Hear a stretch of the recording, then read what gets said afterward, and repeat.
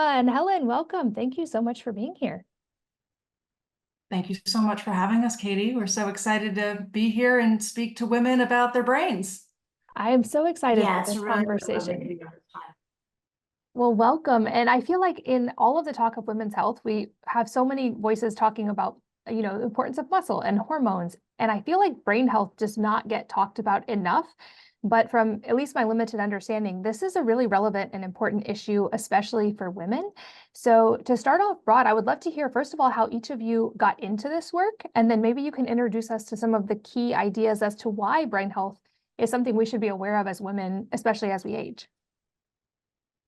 Yeah, I'll start. So my name's Emma. I started off my career as a model. I worked from the age of 16 up until about 32, which is like a very long career considering. After I had my second daughter, Evelyn, I really started experiencing an incredible amount of brain fog. This is prior to the COVID brain fog. It was just cloudy and really hard to find my words, and walking into a room and why did I come into this room? And, I had gone to my doctor and I said to him, what is going on? Oh, Emma, it's stress. Oh, you're not getting enough sleep. Oh, it just kept getting dismissed and dismissed and dismissed. That's kind of how this idea of Make Time Wellness came to be, and, wanting to just go deeper into the why of it all. And I started to speak to Helen about brain fog and the supplements that I was taking and how things started to sort of open up for me. And I feel like I introduced you to the world of brain health. Yeah, I found it really interesting because I've been in brand marketing for a really long time, health, wellness, beauty. And Emma started talking to me about brain health and cognition. And I, personally in my family, I lost my grandmother to dementia. I lost my mother-in-law to dementia. And so it's just something that's affected my own family. And I think everybody, like I'm 54 now. When we started this, it was probably 52. And you start losing your short-term memory. So I was really interested in the category. Yeah, I think that being dismissed by my doctor for so long, I had to then seek out a doctor who introduced me to the term brain health, which was something I'd never heard before. And I think I'm pretty up to date on wellness in general. And when he introduced me to this concept of brain health and the pillars of brain health and this sort of lifestyle change that I needed to implement, I just found it so interesting that even today, when I go into my primary doctor and we go through, when was your last mammogram and how are you feeling and la, la, la, la, and, all this stuff, how, your heart, are you taking care of this? He has never talked to me once about my brain, and I think that's something important, I think, for your audience who's probably super sophisticated. When was the last time your doctor spoke to you about your brain? Or anybody for that matter. Yeah. So this doctor, again, introduced me to just a lifestyle change and supplements to be on, and, the pillars of great brain health, like sleep, like nutrition, like, reducing my stress. And, through that, I really saw a difference and, introduced all these concepts to Helen. And I remember you were kind of like, whoa, like, no one's spoken to me about my brain either. And like, what are you even talking about? Yeah. And so, Emma really wanted to, she was like taking all these supplements and talk about the pills. Oh God, the pills. So, I'm taking supplements and handfuls of pills 3 times a day. And I'm a busy mama too. I got a lot going on, and just getting these pills down multiple times a day was very difficult for me. And I said to Helen, I wish I could take these supplements that are really supporting my brain, that I'm really seeing a difference with. And I would love to be able to just drink it, like turn it into a drink supplement. And Helen was like, yeah. I was like, let's do it. And so, that is something. And when I started to really look into the brain health space and started doing my research, this is a very male dominated space. Like every brain enhancement cognition product that you find out there, it looks like a male performance product. Like it's so hyper marketed to men. And I was a little taken back when I started doing my research that just no one was having this conversation to women in this space when women are so much more at risk than men. And so then we just got very, motivated to start this conversation. And the whole point of Make Time Wellness and the Make Time movement is to really get the world talking seriously about women's brain health. I also think what was interesting is as we sort of took a deeper dive into the world of brain health and really discovering it and understanding it, the statistics were incredible. We want to do the statistics? Yeah. So, I mean, Kate, I don't know if you know, but by the age of 30, your brain already starts to decline. And by the time you're like 50, you've lost 50% of your short-term memory. And two-thirds of the Alzheimer's patients here in the US are women. And I always like to compare it to breast cancer. So, and we talk about breast cancer and getting our mammogram and doing our self checkups, and we talk to our daughters and we talk to our mothers, and everybody paints the world pink in October. Currently, 1 out of 11 women will get breast cancer. 1 out of 6 women will get Alzheimer's. And so when we think about all the discussion about breast cancer awareness, and then you think 1 out of 6 women will get Alzheimer's, and there's nobody talking about it. And it's just such an important topic because, I mean, our brains are our most important organ. Yeah, and what's exciting is that there's actually things that we can do. We can start to support our brain at any age. I'm not sure that, maybe you don't know this, but when you get a diagnosis of Alzheimer's, that disease has already started in your brain 10, 20, 30 years prior to that diagnosis. So for me, I feel like prevention is always better than cure. Like, what can we do to best support our brain? And there are ways that we can do it today that's completely obtainable. It's really not out of the realms of craziness that we don't already do for our wellness. But for me, how I approach my health and overall well-being is I think about my brain first, and the rest of my body will benefit. Yeah. Yeah, I love that you guys are bringing a voice to this topic. And Emma, like you, I would guess many women listening, and certainly me as well, have had the experience of feeling dismissed by a doctor. For me, it was in the realm of thyroid health and being told for years, like, oh, nope, your labs are normal. Everything's fine. That's just part of being a woman. That's just part of postpartum. And then finally actually getting answers, but having to really search hard to find those answers and to advocate for myself. And I feel like at least the thyroid world is well talked about now. There's a lot of voices bringing knowledge to that area. And you're right. Like as you were saying that, was thinking, I've been to a lot of doctors and specialists over the years, and I've never had one single person ask me about my brain health or brain markers, other than a couple podcast guests who are neuroscientists who ask kind of, peripheral questions. So I love that we are having this conversation specific to women. And you mentioned kind of that mom brain and brain fog that happens as a mom. And you also mentioned that there were some things that were easy to add to your lifestyle that seem to help a lot. So I think there's a lot of hope in this for women. I would love to unpack maybe what are some of the big factors that can negatively affect brain health, especially in that window, like you mentioned, if it's starting 10, 20, 30 years in advance of a diagnosis. What do we know about the contributing factors, especially for women, that can lead to that in the long term? I mean, I think I can compare it to like the 5 pillars to great brain health, right? The things that we should be doing that we weren't doing prior, and as mothers, as new moms, like we're not getting enough sleep. Well, sleep is, one of the best things that you can do for your brain health. You should be getting 7 to 8 hours of sleep a night.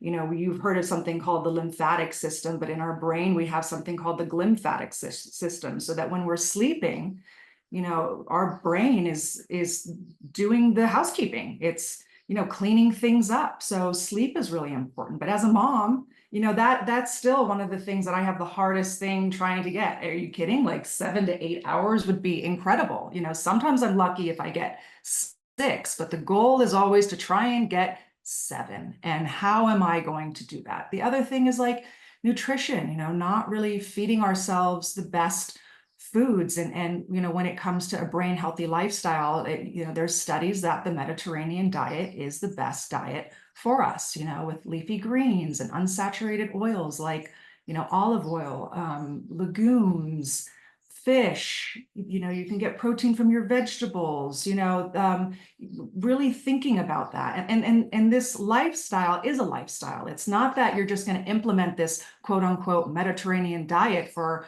I'm going to do it for 4 weeks. Sure, that's a great start, but really it's about how do you implement this stuff into your life?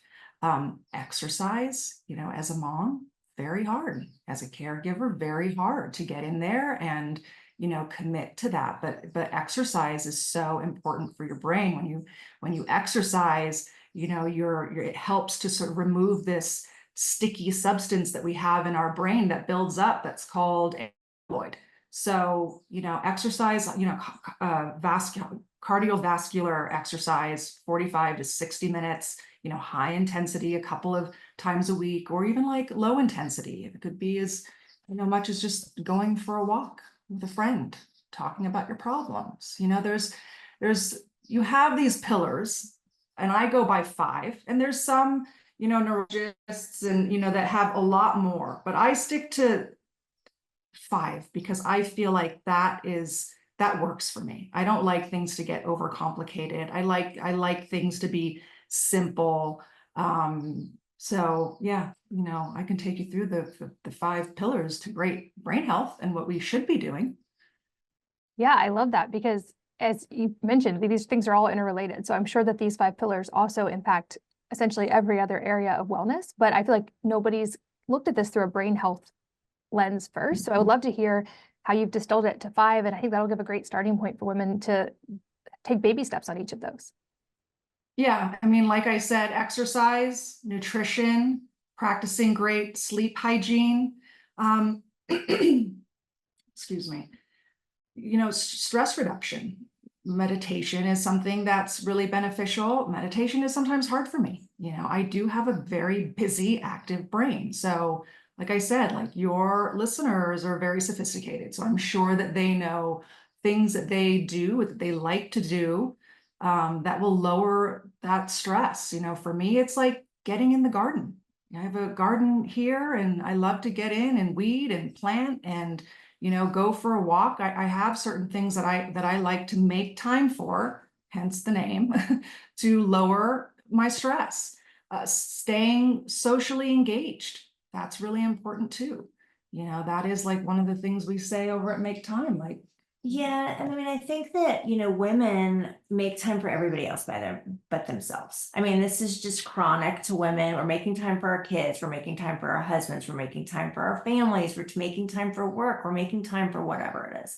But the one thing that we put last is ourselves. And so it's so important. And, Make Time came about of just starting to think about how am I going to make time in my day to do some of these pillars, block out my calendar, give myself breaks, and actually put it on the schedule. Because if you don't put it on the schedule, it's not going to happen. And so like me, I mean, I could have upwards of 12 meetings a day, go, and it's just grind culture. And so like stopping and thinking about making time for yourself is one of the easiest ways to get started. And then baby steps. If people aren't, necessarily super fit, like go out and try and get a couple thousand steps every day. Incorporate just a little more greens in your diet and sleep. Yeah, I mean, listen, it's like the 5 pillars. It's hard to hit it out of the park 7 days a week, but it's what I strive for, right? Like, it is not easy. But like you just said, Helen, it really is baby steps. And, the more you do it and the better that you feel and the more motivated you become. And, it's like, it's kind of this beautiful snowball effect. Yeah, so we keep it simple in the pillars, and again, it's obtainable. It's not crazy to think about it and to implement it into your life. Yeah, I think those baby steps, to your point, can add up into this positive feedback loop that then also helps you have more energy, helps you have more motivation. And also, as you mentioned, I think for women especially, we're so good at nurturing and taking care of everyone around us. And often, at least for me, it can feel selfish to make time for ourselves. And of course, there are all those metaphors about not being able to pour from an empty cup and all of that, but it's so true, especially I feel like from an energy perspective. And I love the simplicity of your pillars. I say often on here, we often underestimate, I think, the most profoundly helpful things because of their simplicity.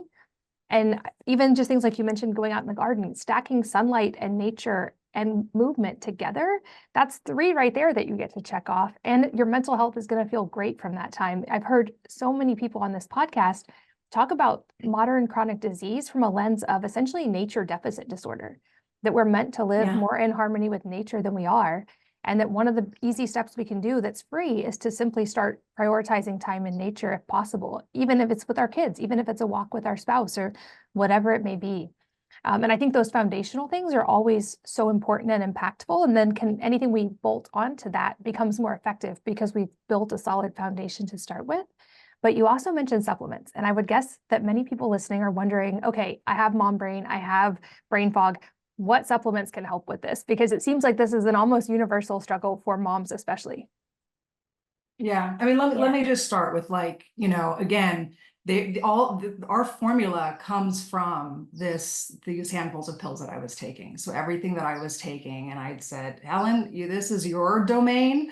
How do we take these and turn it into a drink? So yeah, and so we worked long and hard on the formula, and it was really important for us. Like, supplements can be so complicated, there's so much on the shelf there, like it goes so over people's head most of the time. It was really important for us that we were able to make an all-in-one that was easy for women to understand, and that we really took care of their brain, body, and beauty in that order.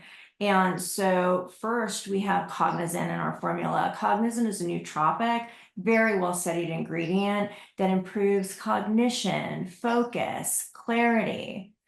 And then in addition to that, we have curcumin, this beautiful, very highly available curcumin in our formula. Curcumin is a great anti-inflammatory, and our curcumin is really highly absorbable. And so what it does is it reduces inflammation and it reduces the oxidative burden, which can protect all of our brain cells. And another added benefit from curcumin, really, like, it's such a great ingredient for women because of the anti-inflammatory benefits. You see a reduction in bloating, a reduction from all over retention of water, you recover better when you exercise, things like that. It's a really beautiful ingredient. Then we have MCT oil, which provides a lot of energy to the brain.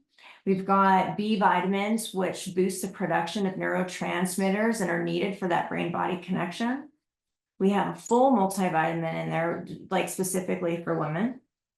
Biotin for beauty. And it's all wrapped up in a drink that you can easily just add to water in your water bottle. You can put it in a smoothie, and it really covers a woman's bases. And so we took years in development. It was really a passion project for Emma and I to really make sure we got it right. And so far so good. We're really excited to bring this formula to market. I mean, it's also delicious, by the way. There's that. Yeah, there's that. We call it our adult tang. It's a delicious orange type drink. I like to put mine in, I do it both ways, either in a smoothie because I love a smoothie, a scoop in there, or on ice in 8 ounces of water, or 32 ounces of water, where I can just put it into my big sort of Yeti and sip on it throughout the day. Yeah, it's yummy. I love it. That's, I feel like, especially helpful because I would guess many people listening have had the experience of doing some not so tasty things in the name of health. So it's always nice when it's healthy and tastes good. That's a win for sure. And no sugar. So it was really important for us. I mean, sugar is one of the things that is really, really not so good for your brain health. And so it was important for us that we had a sugar-free formula. And so we worked with a really great food scientist on this, and it's a beautiful natural formula. and really easy to incorporate in your day to day. And really just to throw a scoop in your water bottle when you go, you're covering all your bases. And it just makes it easy for women to have an all-in-one. That's awesome. Yeah, Oh, sorry. And everything with our, brand, we're no more pills, again, like I said, like I'm so over taking pills. I want a gummy. I want a drink formula. I want something I can add into something. I've been taking pills for too long. I'm just over it. I feel you on that. And Helen, you mentioned about sugar not being great for the brain. And I would love to just briefly go a little bit deeper on that, because I feel like perhaps listeners have heard of why sugar isn't great for all the other parts of our bodies, but maybe haven't had an explanation of why sugar is specifically bad for the brain. Oh, it's one of the worst things for brain health. And so, it's the number one cause of inflammation in the body, 100%. right? And inflammation is so horrible for us everywhere, but inflammation is really, really, really bad for your brain because it really just impairs it from working properly.